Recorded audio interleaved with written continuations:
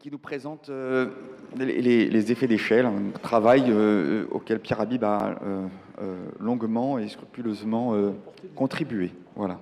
Bien, merci beaucoup. Donc moi, je voudrais dire que je suis très honoré de participer à cette journée, d'autant que Pierre Dufaux a été aussi un de mes enseignants, ce qui est devenu Polytech Sorbonne aujourd'hui. Mais je vais vous parler plutôt du travail de Pierre Habib sur un domaine qui a été un petit peu introduit tout à l'heure par Jean Salençon et qui porte sur les effets d'échelle dans les modèles physiques. Alors, donc ma présentation, voilà. Donc j'ai un plan un peu classique. Donc je vais rappeler un petit peu ce que sont les modèles centrifugés. Puis je parlerai des effets d'échelle et je donnerai un exemple récent que l'on a traité sur les pieux hélicoïdaux. Alors j'ai un peu fouillé dans mes archives de photos et la photo la plus récente que j'ai retrouvée de Pierre Habib, c'était à l'occasion de Paris 2013, où il a présenté une conférence plénière à cette occasion, donc voilà, en 2013. Et donc moi j'ai eu l'occasion, notamment dans le cadre du conseil du CFMS, mais pas seulement, donc de côtoyer un petit peu Pierre Habib, que j'ai rencontré il y a un peu plus de 30 ans, quand j'ai commencé mon doctorat au laboratoire de mécanique des solides. Alors, parmi ce que Pierre Habib a écrit, il y a des choses qui m'intéressent, que j'ai notées plus particulièrement, puisque maintenant je travaille donc sur la centrifugeuse géotechnique qui est à Nantes, donc qui a été au LCPC, puis à l'IFSTAR, puis maintenant je suis à l'université Gustave Eiffel, mais c'est toujours la même machine et toujours les mêmes locaux. Alors ce que Pierre Habib a noté, il a écrit, les centrifugeuses qui permettent une similitude particulièrement sophistiquée sont dans certains cas véritablement indispensables. Donc c'est le genre de message qu'on aime bien entendre de sommité. Et il a relevé un autre point qui est un peu plus technique, mais qui est particulièrement vrai, c'est que lorsque le rôle du poids propre est important, on est dans le domaine d'élection des essais en centrifugeuse.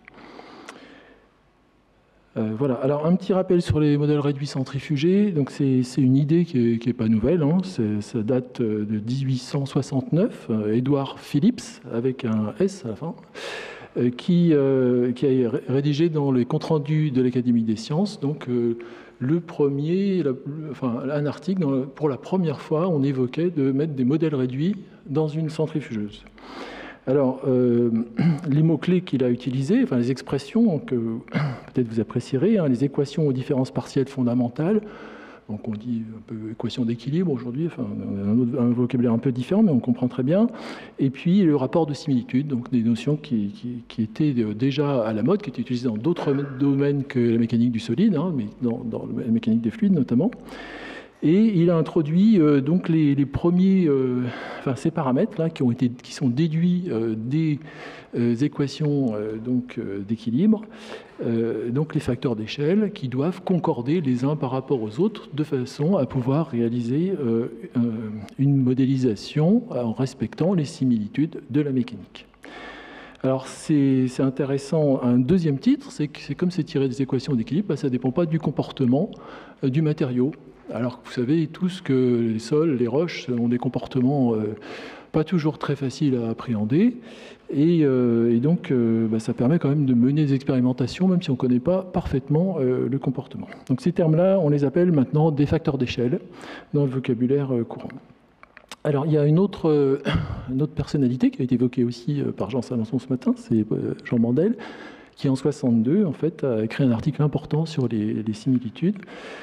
Et il nous dit les essais sur modèles réduits donc, sont basés sur la possibilité de changer les trois échelles des longueurs, des temps et des forces ou des masses, sans que soient modifiées les équations qui décrivent un phénomène mécanique. Donc ça, voilà, on a avec cette aisance de vocabulaire exactement la pensée générale qui concerne les modèles réduits et le respect des similitudes. Alors, pour être un tout petit peu plus pragmatique, donc on définit, quand on s'intéresse à des modèles réduits, on définit d'abord le prototype, donc c'est l'objet en vraie grandeur. Et là, si je regarde quelle est la contrainte verticale à la profondeur Z, j'ai ρGZ, mon classique. Pour le modèle réduit, on a la même chose avec des M pour le modèle. Et donc, si on veut respecter les relations de similitude, c'est d'avoir les mêmes contraintes, en utilisant le même matériau, et sachant qu'on a un modèle réduit à l'échelle 1 sur n, il faut augmenter G d'un facteur n. Voilà. Donc c'est des idées très simples, c'est des règles de 3 quand même, il faut assurer. Et donc la macrogravité, où est-ce qu'on va la chercher? Alors si on regarde autour de nous, tout à l'heure on a parlé de la planète Terre, mais il y a une autre planète, c'est Jupiter, c'est la plus grosse du système solaire, 2,5 G seulement. Alors les modèles réduits au 1 sur 2,5, c'est gros quand même. Donc en fait la solution, c'est bien ce qu'avait envisagé Edward Phillips, c'est d'aller vers la centrifugation. Alors, une centrifugeuse, il y en a une, pas très loin d'ici, sur la côte ouest, à Nantes, et qui a été inaugurée en 1985 par le ministre de la Recherche de l'époque, qui était Hubert Curien. Donc Hubert Curien, qui était aussi dans le cercle de relations de Pierre Habib, puisqu'il lui a remis la Légion d'honneur, notamment dans les salons d'école polytechnique dans les années 90. Alors cette centrifugeuse, elle a un rayon de 5,50 m, donc c'est un assez gros objet.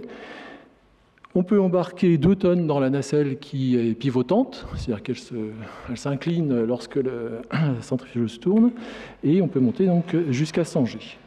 Alors, après Edward Phillips, 1869, il a fait attendre les années 30 pour que les premiers essais en centrifugeuse sur des ouvrages géotechniques soient réalisés. Donc à la fois aux États-Unis par Bucky et en URSS, à l'époque, par Pokrovski.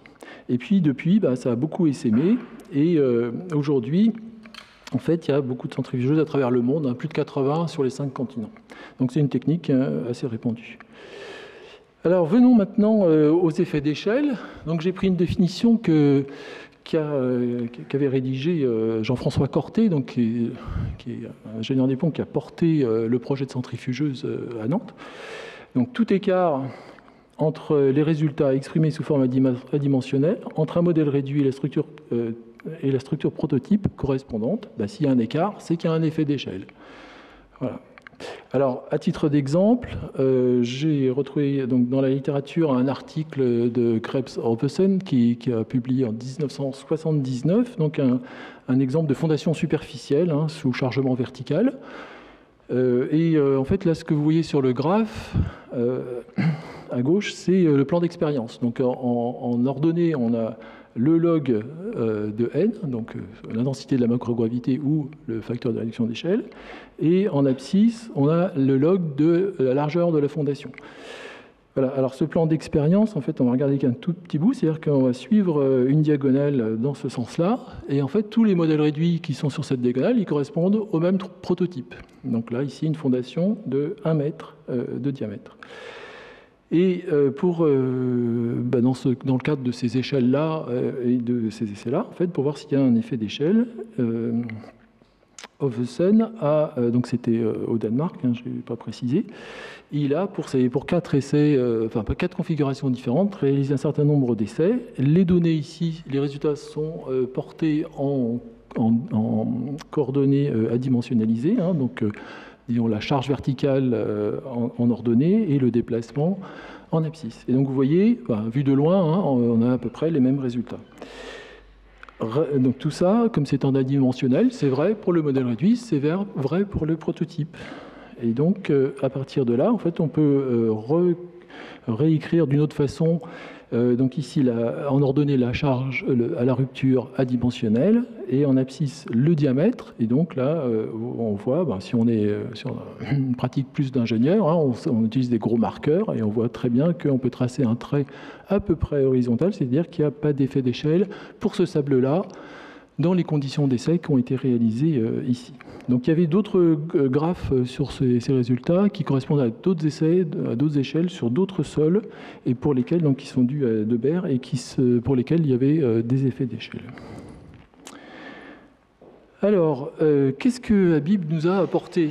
Eh bien, Habib, il apporte un autre éclairage, et il s'est intéressé aux poinçons, donc un peu comme une fondation superficielle. Pour des poinçons de petite dimension, la contrainte de rupture est plus grande que celle prévue par la théorie. ce phénomène qui disparaît pour de grands modèles a été appelé effet d'échelle. Voilà, donc on dit un peu la même chose, mais avec un autre regard. Alors, donc dans cette publication de 1974, en fait, il compare ici 3 géométries. Donc, la première à gauche, c'est une fondation avec un sol granulaire, voilà, fin. La deuxième, avec un sol un peu plus grossier. La troisième, c'est un modèle réduit avec un sol fin. Donc là, en fait, ce qu'il indique, c'est que le manque d'homogénéité du matériau granulaire causé par une surface de rupture explique l'effet d'échelle dans un simple dense. Donc voilà, il nous apporte ces idées, ces idées-là. Alors, le cas 1 et 3 ici, en fait, ne sont pas homologues, puisqu'on a réduit la taille de la fondation et pas la granularité du sol. Hein, c'est la même courbe granulaire. Même sol de petite dimension. Donc, alors, le poinçon et le matériau granulaire, par contre, de 2 et 3, donc, sont, eux, homothétiques. Alors, si on s'intéresse non pas aux essais en centrifugeuse, parce qu'on peut faire des modèles physiques, bien entendu, en dehors des centrifugeuses, et bien dans ce cas-là, il faut un facteur d'échelle sur les contraintes qui doit être égal au facteur d'échelle sur les longueurs. Hein. Voilà, donc ce qui a induit d'autres difficultés, parce qu'il faut pouvoir mettre tout ça à l'échelle. Alors, l'autre point que Pierre Habib a apporté dans le débat, c'est une approche énergétique. Alors, il nous dit, donc là, avec des notations qui peuvent paraître curieuses, hein, densité alpha, enfin bon, c'est comme ça, c'est dans le papier. Donc, il compare en fait le cas, je ne sais pas si on voit bien, là. Donc le cas d'un sable avec des grains assez petits, pour lesquels on va pouvoir négliger le travail dû à la dilatance. Donc on a à la rupture, en fait on fait le produit en gros de la contrainte par le tassement, hein. On obtient une formule de ce type-là. Et puis quand on compare avec on étudie le cas avec des grains plus gros, à ce moment-là, on ne se permet plus d'ignorer le travail dû à la dilatance et des termes supplémentaires interviennent. Voilà. Et donc en mixant tout ça, eh bien on peut retrouver en fait une expression avec un terme supplémentaire qui est en fait un terme donc déduit de l'approche énergétique, hein, qui représente l'effet d'échelle. Donc il a essayé d'apporter un éclairage avec une approche énergétique sur l'effet d'échelle. Voilà, alors cette figure, vous l'avez déjà vue ce matin, donc je vais peut-être passer un petit peu vite, mais enfin l'idée ici, c'est est-ce qu'on arrive à tout mettre à l'échelle, si on utilise le même matériau, l'épaisseur des lignes de rupture, en fait, oui, effectivement, elles ne sont pas mathématiquement planes, hein, il y a forcément une petite épaisseur qui correspond à quelques grains. Alors ici, j'ai rajouté une photo voilà, qui a été obtenue donc, lors d'essais en centrifugeuse. Donc c'est une fondation superficielle en 2D qui poinçonne un sable. Et puis après l'essai, en fait, le massif qui avait été reconstitué avec des couches colorées, hein, c'est du sable de Fontainebleau, là, eh bien on voit les mécanismes de rupture, en fait, entre le schéma du dessus et puis ce qu'on peut observer. Vous voyez qu'il y a beaucoup de similarités, mais il y a aussi des petites différences. C'est-à-dire qu'il y a plein de mécanismes en fait, qui se développent. Vous devinez des lignes différentes, hein, des lignes blanches différentes sur la photo. Alors en pratique, qu'est-ce qu'on fait si on a affaire à des effets d'échelle sur nos modèles réduits? Alors c'est un peu embêtant parce que en fait, s'il y a des effets d'échelle, on sort des concepts de la mécanique de milieu continu, et pour l'interprétation, ça devient un petit peu plus difficile. Alors, la communauté des expérimentateurs qui font des modèles physiques donc s'est réunie et a édité donc, un catalogue. Hein, donc il existe un catalogue des lois d'échelle et des questions de similitude en géotechnique pour la modélisation en centrifugeuse. Donc ça a été fait il y a quelques années, donc on est en train de réfléchir à le réactualiser parce qu'il y a eu des nouveaux résultats depuis. Donc c'était fait avec sous l'impulsion de Jacques Garnier. Voilà, alors je vais maintenant passer à un exemple qui est le cas du piohélicoïdal et qui, en fait, je ne sais pas si vous êtes familier, mais enfin c'est pas très nouveau, en fait, c'est une technique qui a été initiée au XIXe siècle Et en particulier, ça a servi de fondation à un phare qui est dans l'embouchure de la Tamise. Et la mise en place se faisait à partir de barges. Donc ces petits schémas, en fait, on les retrouve dans le livre de Percaud, qui a été édité il y a quelques années. Et donc nous, on s'est intéressé à ces questions-là, en particulier dans une collaboration avec la professeure Cristina Tsua, qui est à l'université de São Paulo, au Brésil. Et donc, on s'est intéressé à quantifier en fait, les efforts de résistance finalement des pieux hélicoïdaux. Donc, bien souvent, ils ont une ou deux hélices. Alors, il s'agit d'un tube avec une hélice ou plusieurs qui sont soudés sur le tube. Technologiquement, c'est assez simple à réaliser. Et si on veut avoir une idée un petit peu de ce qui existe dans la nature, dans le monde, on voit que ces pieux hélicoïdaux, en fait, si on reporte en ordonnée le diamètre de l'hélice divisé par le diamètre du fût, et en abscisse simplement le diamètre de l'hélice, de l'hélice, eh bien, du fût, excusez-moi, on voit que en fait, on est dans une gamme donc voilà, qui va donc dans un rapport de 1,5 à 3 simplement, entre et puis donc des dimensions qui sont en général de quelques décimètres. Et qui peut aller, donc, parce qu'il y a des catalogues des fabricants japonais, jusqu'à 1,60 m de diamètre pour le fût.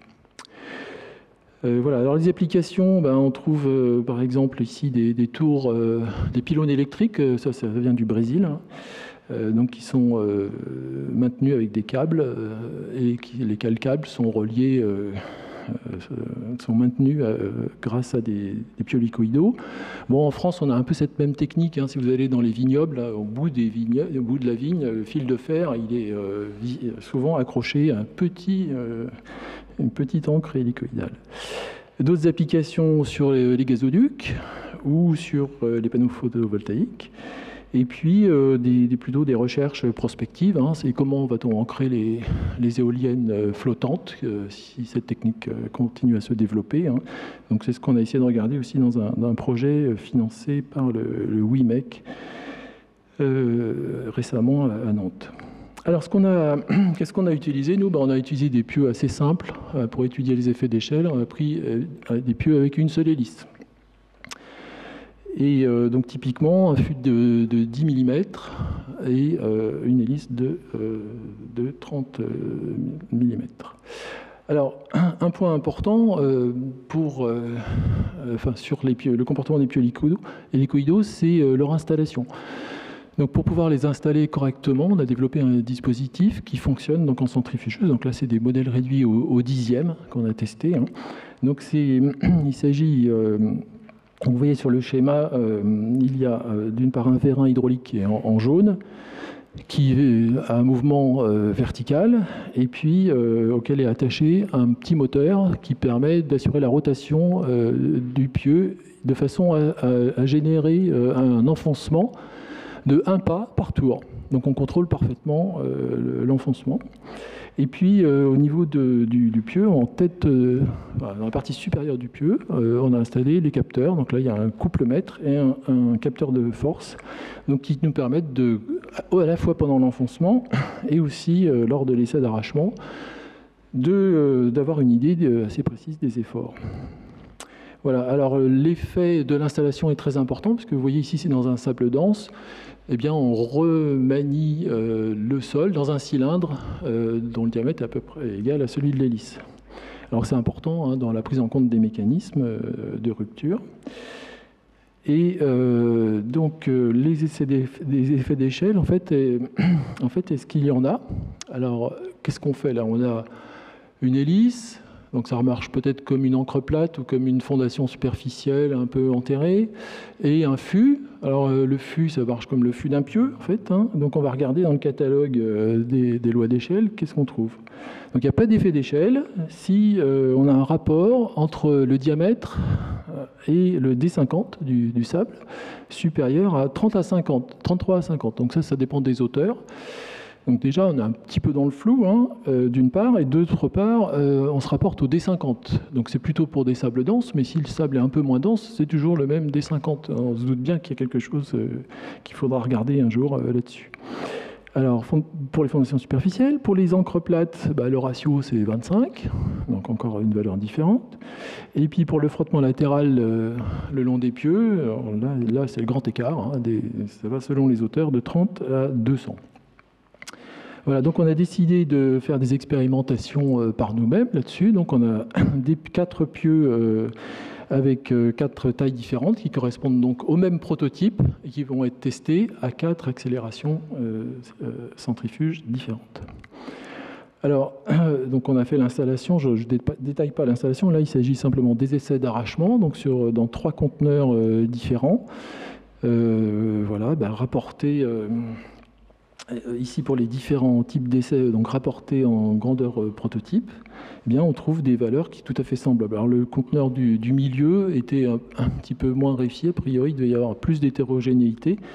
Néanmoins, si on reporte tous les résultats dans le même graphe, même genre de graphe que celui que j'ai montré tout à l'heure, pour les essais sur fondation, donc à gauche, l'effort d'arrachement au pic, enfin au maximum, et en abscisse, donc le rapport entre le diamètre, là il y a 2 abscisses, il y en a une en haut et une en bas.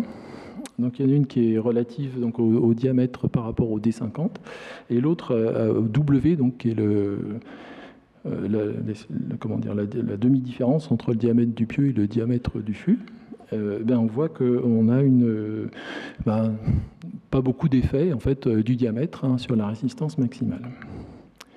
Voilà, donc en fait, là où on est arrivé, c'est on conclut qu'il n'y a pas d'effet d'échelle si le diamètre du fût divisé par le D50 est supérieur à 50 ou si le W divisé par D50 est supérieur à 58. Voilà, donc j'en arrive aux conclusions. J'espère que je suis à peu près dans le timing. Alors, ce que je voudrais dire à propos de Pierre Habib, c'est que, bien sûr, vous savez tous, il a eu un rôle actif, bien sûr, dans la géotechnique, et en particulier sur les modèles réduits en géotechnique. Il y a eu de nombreuses expérimentations au LMS, des expérimentations réalisées aussi dans la centrifugeuse du CEA, avant qu'il y ait la centrifugeuse installée à Nantes. Notamment sur les ancrages offshore. Une forte conviction dans l'intérêt d'une centrifugeuse. Donc ça c'est pas moi qui l'ai écrit, c'est Jean-François Corté lors du jubilé Pierre Habib en 1998. Et puis une bonne compréhension des effets d'échelle. Alors, vous voyez, le papier que j'ai cité de Pierre Habib, c'était 74, les essais d'Ovezen, c'était 79, donc je pense qu'il y avait un gros questionnement dans la communauté internationale à ce moment-là. Je n'y étais pas, je laisserai les plus anciens, s'ils s'en souviennent, conclure là-dessus, mais j'ai l'impression qu'il y avait une mouvance et que petit à petit, les choses ont été clarifiées sur cette question. Donc pour les effets d'échelle sur modèle centrifugé, je dirais que quand on est expérimentateur, on cherche à les éviter. Donc comme ça, on peut répondre à des questions pratiques qui sont posées pour la pratique. Et l'approche est encore empirique. Donc vous avez vu, ce que j'ai décrit, on fait des essais, on change la taille. Tout ça, il n'y a pas beaucoup de théorie derrière. Et en fait, on a un espoir assez fort sur le développement de la modélisation par éléments discrets pour essayer d'approcher un peu mieux la compréhension des phénomènes. Parce que là, j'ai parlé que de charge ultime, mais il y a d'autres aspects. C'est quel est le déplacement à la rupture ? Est-ce que le couple d'installation des pieux hélicoïdaux est mis à l'échelle ? Qu'est-ce qui se passe quand on a des chargements cycliques ? Il y a beaucoup de questions qui sont sous-tendues derrière. Alors pour vraiment terminer, je reviens sur la photo la plus récente que j'ai retrouvée dans mes archives de Pierre Habib, mais j'en ai d'autres plus anciennes, notamment une qui a été prise aux Journées nationales de géologie et de géotechnique à Nantes en 2008. Et puis j'ai une autre photo aussi qui a été prise précédemment, en 2000, quand on a fait la première réunion, enfin une des premières, je pense, des 3 comités de mécanique des roches, mécanique des sols et géologie de l'ingénieur à Nantes. Alors, je pense que parmi vous, certains, je vous propose d'essayer d'avoir une activité de recherche visuelle, comme vous pouvez faire peut-être avec vos enfants ou vos petits-enfants. Je vous laisse rechercher où est Habib. Je vous remercie.